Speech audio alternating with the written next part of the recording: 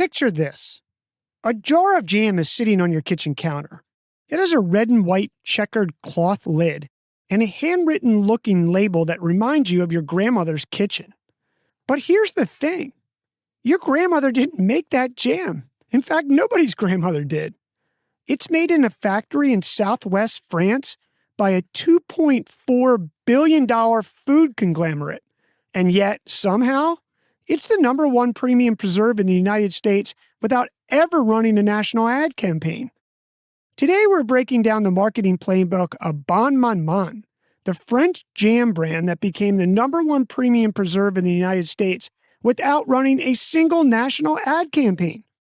We're breaking down the packaging strategy that did it, the marketing insight behind it, how they deployed it across 50-plus years and eventually turned a jar of jam into one of the most coveted holiday items in the country, what the research says about why this marketing strategy works on the brain, and finish with a 3-step marketing playbook you can start applying to your own product or service that leverages this strategy. Let's rewind to 1971. Jean Gichon and his wife Suzanne, who is the daughter of a fruit merchant, launched a new jam label out of a village in southwest France. The jam market is already crowded. Shelf space is finite, and jam is seen as a commodity consumers grab without thinking. To break through, Gichon had to either outspend competitors on advertising, which he couldn't because he didn't have the money, or make the product itself do the selling. Gichon had a theory. Jam was boring. If he could spark a feeling when people saw the packaging, his jam would jump off the shelf.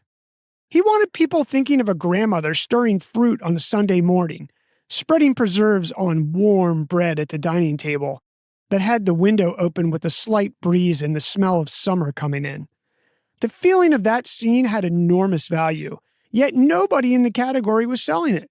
So instead of advertising it, Gichon built it directly into the package.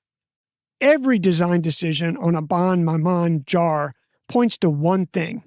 This came from someone's kitchen, not a factory. The jar itself is clunky, 10-sided glass, heavy in your hand, the kind of jar you'd find on a farmhouse shelf. The lid is red and white checkered cloth, the same pattern that covered jars in French country kitchens in the 1900s. The label is printed in a handwritten script that looks like a grandmother wrote it herself. No barcode on the front, no loud colors, and no cartoon mascot.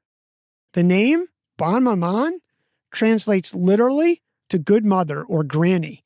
Every signal says, someone made this for you. They kept the ingredient list short. Fruit, sugar, lemon juice. No artificial preservatives. No high fructose corn syrup. The clean ingredient list is visible proof that the story on the outside matches what's on the inside. And then they held the line. For 50-plus years, the package hasn't changed. Other brands redesign every decade chasing trend cycles. Bonne Maman didn't move. That consistency became its own signal. If it looks like it's been here forever, it must be worth trusting. The result? The #1 premium preserve brand in the United States.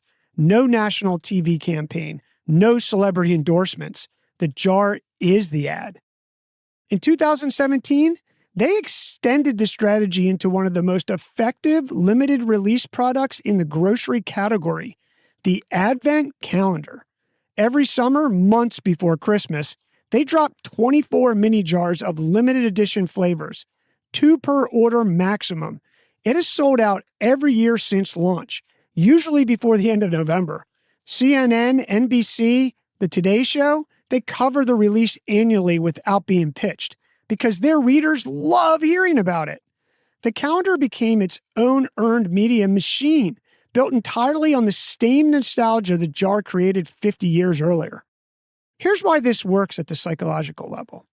A 2014 study published in the Journal of Consumer Research titled Nostalgia Weakens the Desire for Money ran 6 experiments testing what happens when consumers feel nostalgic before making purchasing decisions.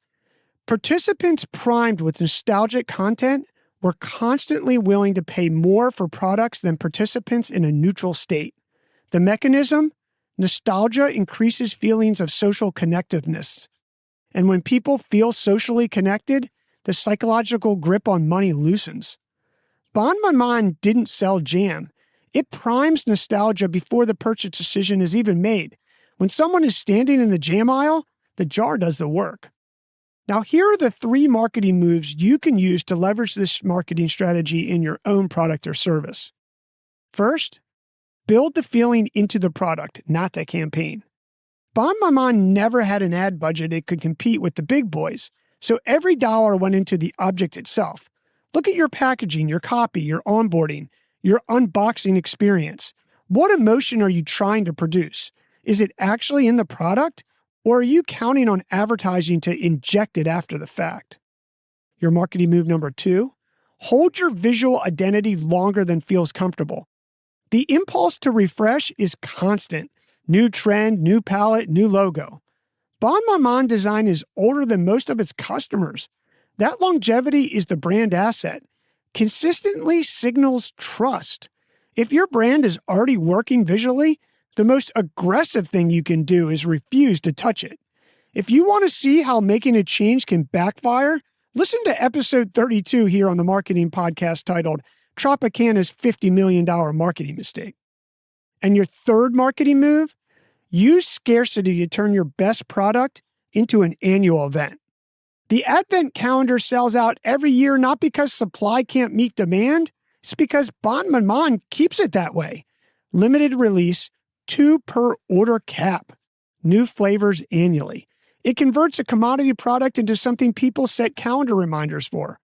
Find the version of your offer that operates on this rhythm and build the scarcity in by design.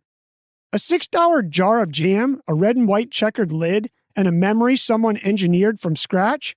Copy that strategy and see what it does for your brand. Your marketing move.